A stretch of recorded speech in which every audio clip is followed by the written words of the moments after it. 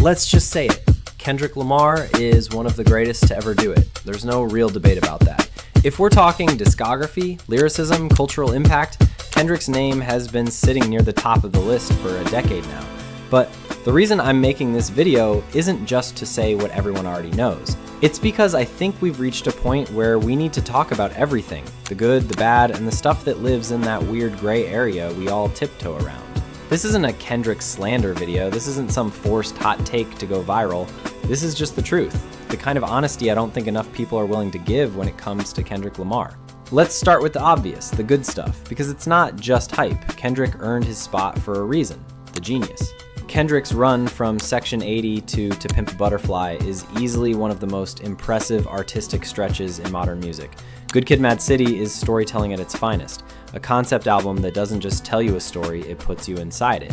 You can smell the LA streets, feel the tension, hear the danger in his voice. It was like watching a movie in your headphones. Then he dropped To Pimp a Butterfly and just rewrote the rules. That wasn't even a rap album anymore. That was black history, jazz, funk, depression, self-love, trauma, and rebellion, all compressed into one chaotic, brilliant package. It wasn't easy to digest, but that's kind of the point. He never took the easy route. He didn't chase trends. He didn't try to be the hottest in the club. He made albums you had to sit with. He forced the industry to slow down and listen. But now let's be honest. With all that said, and I mean all of that, we've also got to admit Kendrick's not above criticism, and that's where things get weird.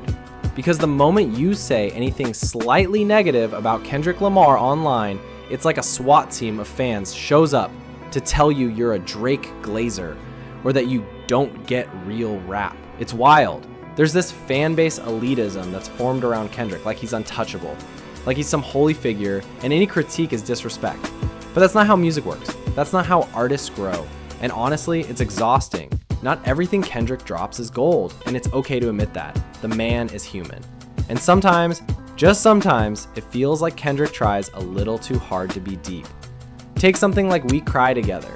It's a raw, uncomfortable track, intense performance, sure, but was it enjoyable? Did anyone really go back and replay that outside of reaction videos? Or how about the short film version? Like, we get it, you're making art, but is it still music, or is it just an experiment?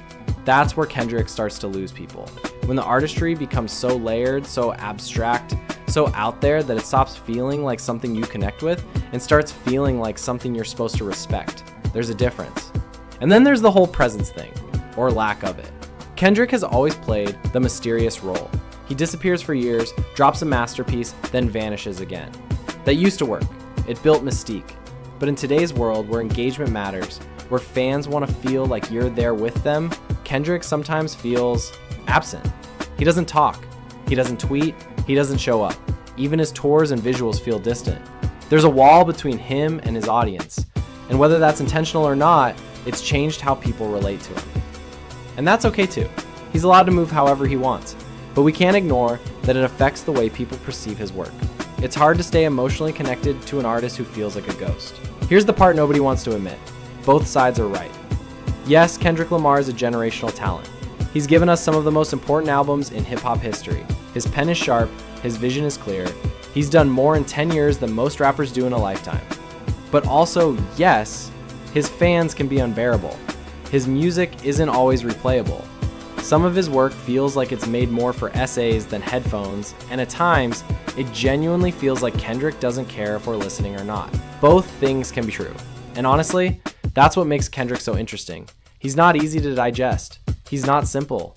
He's not here to make us feel good all the time. He's complicated, flawed, brilliant, frustrating, but that's also what makes it worth talking about.